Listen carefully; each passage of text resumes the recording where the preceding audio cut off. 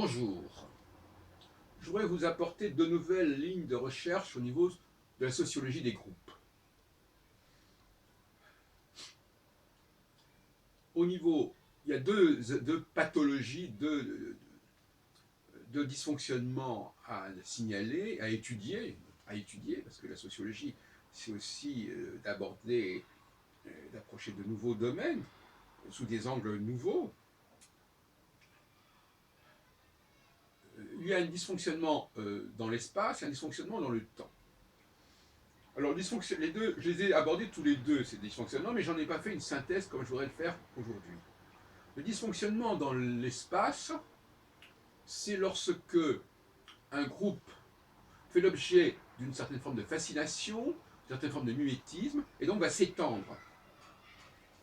Le dysfonctionnement dans le temps, c'est lorsque un groupe est récupéré par une certaine population particulière qui va lui permettre de perdurer et de survivre. Dans des conditions, dans les deux cas, assez rocambolesques, quelque part, et assez inquiétantes. Alors, je reprends le premier cas, que j'ai abordé largement, même encore très récemment. Mais les deux, finalement, je les ai abordés, mais peut-être qu'on n'a pas fait attention. En tout cas, là, nous avons une synthèse. Donc, il s'agit, notamment, bon, je donnais l'exemple tout à l'heure de la consommation de viande. Il est probable qu'une société donnée, parce que l'humanité elle s'est constituée comme ça, une société fait certaines choses, et puis après, d'autres sociétés limitent, et ça s'étend, ça s'étend. Bon, donc effectivement, une société peut avoir une consommation de viande assez importante, pour des raisons diverses, pour des raisons peut-être religieuses, je ne sais pas. Je pense par exemple justement au monde hébraïque, qui, tout en légiférant justement sur la façon dont il faut manger la viande, montre par là même qu'il mangeait de la viande. Hein. Pas faire dire ce qu'on n'a pas dit. Les Juifs les Hébreux mangeaient de la viande et ils en mangeaient tant qu'il fallait justement en définir les conditions et les particularités. Ne pas manger de porc, ne pas manger de poisson sans arrêt, ils sont aussi des talons, etc. Enfin, bon, il y a une consommation de viande. Euh, Cela dit, il est évident que de nos jours, il n'y a pas que les juifs qui mangent de la viande. Notons quand même que chez les chrétiens, le vendredi a toujours été consacré à l'absence de viande, donc c'est pas non plus totalement inintéressant, ce qu'on appelle manger maigre, et donc on mangeait beaucoup de poissons le vendredi, c'est peut-être toujours le cas, enfin, en tout cas c'est une longue pratique, et alors on arrive à des situations où on vous dit, mais manger de la viande est inacceptable, ça n'est pas soutenable, parce que y a trop de gens qui mangent de la viande, et ça crée des déséquilibres au niveau écologique. Mais c'est parce que beaucoup de gens se sont mis à manger de la viande alors qu'ils n'avaient pas à en manger. Il suffit qu'un groupe X relativement limité ou un peuple X relativement limité soit imité pour que ça prenne des proportions délirantes. Alors moi je propose que non, il ne s'agit pas de condamner une certaine pratique, mais il s'agit de la circonscrire. Il s'agit de dire voilà, bon, ben, ce groupe-là procède de cette façon. Mais ça n'est pas une raison pour l'étendre à tout le monde. Tout phénomène d'universalisation est extrêmement suspect et de mauvaise foi, parce qu'on condamne un modèle, donc là on est dans la condamnation d'un modèle parce qu'il ne peut pas être généralisé. Mais qui vous oblige à généraliser un modèle? Hein, c'est parce que les Français mangent des grenouilles que tout le monde doit manger des grenouilles. Et que la consommation de grenouilles est insuffisante pour nourrir tous les gens qui veulent manger des grenouilles. Enfin, c'est n'importe quoi.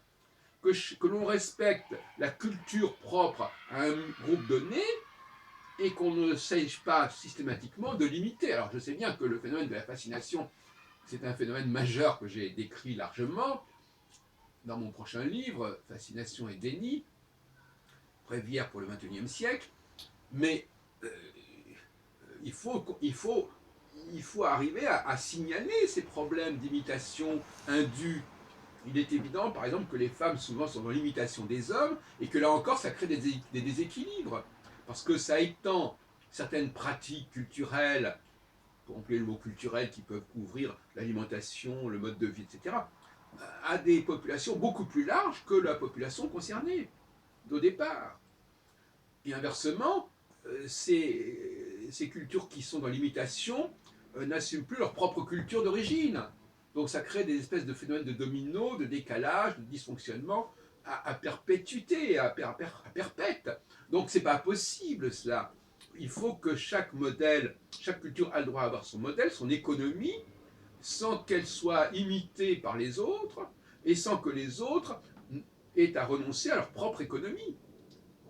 En ce qui concerne l'autre exemple, c'est-à-dire la question du processus dans le temps, ben, là aussi, il prend parfois des aspects complètement inacceptables. Hein. Un groupe de gens, une certaine culture par exemple, qui finalement avait un certain projet, et ce projet, finalement, quelque part, il échoue. Il serait voué en quelque sorte à la disparition, mais il est récupéré, il est instrumentalisé par un groupe X ou Y, qui n'a rien à voir structurellement avec ce projet, qui a à voir avec cette façon de parler, qui n'a qu'un rapport biaisé avec ce projet, en fait sa chose. Alors à ce moment-là, le projet va pouvoir se perpétuer, va franchir le temps, comme tout à l'heure on parlait d'un projet qui allait franchir l'espace, et il va se perpétuer selon ce qu'on pourrait appeler quand même des expédients. Alors, l'exemple, bon, alors j'ai pris tout à l'heure le cas de l'astrologie.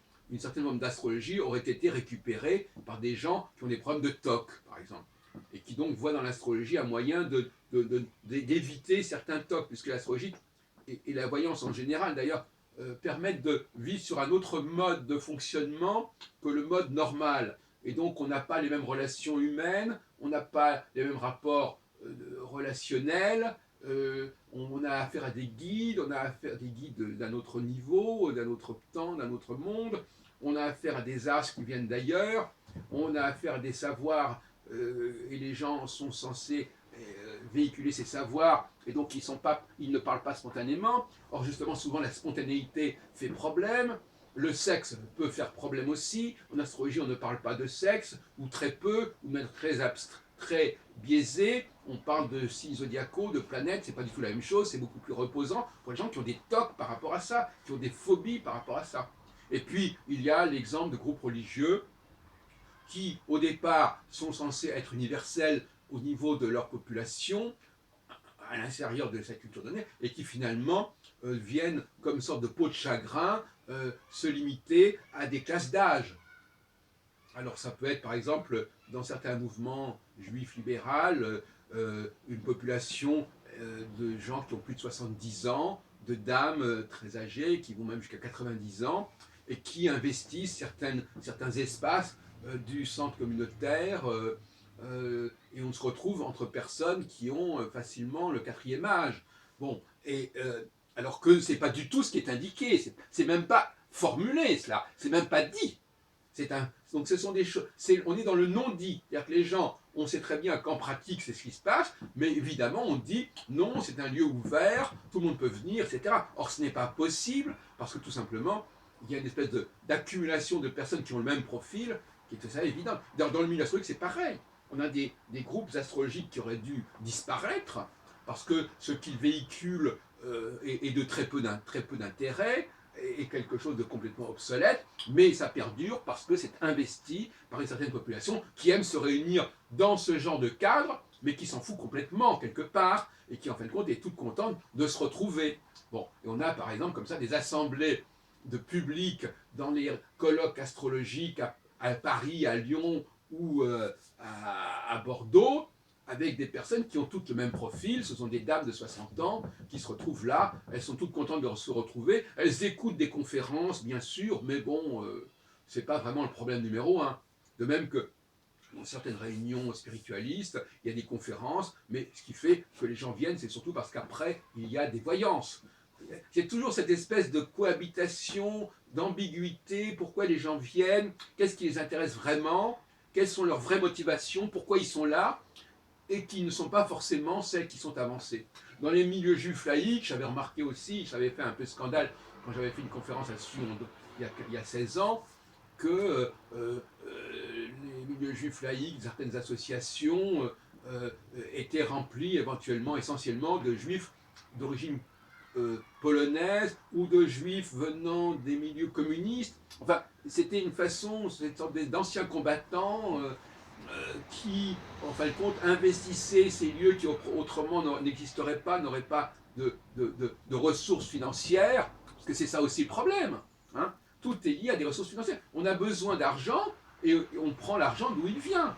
Bon, si effectivement une certaine population de gens y trouve son intérêt à venir là et qu'elle paye pour faire fonctionner le groupe, eh bien on accepte cette population, même si ça ne permet pas au groupe véritablement d'avoir la vie normale qu'il devrait avoir. Voilà, donc voilà ce que je voulais dire, cette nouvelle investigation sociologique qui permettrait de décortiquer des problématiques d'expansion dans l'espace qui arrivent à des aberrations parce que un modèle ne peut pas être universalisé, il n'y a pas les moyens il y a des pratiques qui ne peuvent pas être étendues indéfiniment, notamment par exemple au niveau alimentaire. Il y a certains aliments qu'on ne peut pas consommer partout, donc il faut. Et alors là, il y a aussi, et je terminerai là-dessus, donc il y a des phénomènes d'imitation, de substitution éventuellement. Quand le produit d'origine ne peut pas être obtenu, on crée des produits qui lui ressemblent, mais là aussi on est complètement dans le mimétisme, dans l'imitation et dans la fascination. Voilà, donc je souhaite bonne recherche à de futurs sociologues pour développer des thèses de doctorat ou des mémoires sur cette question de la perpétuation des groupes dans le temps et de l'expansion d'un certain nombre de cultures dans l'espace.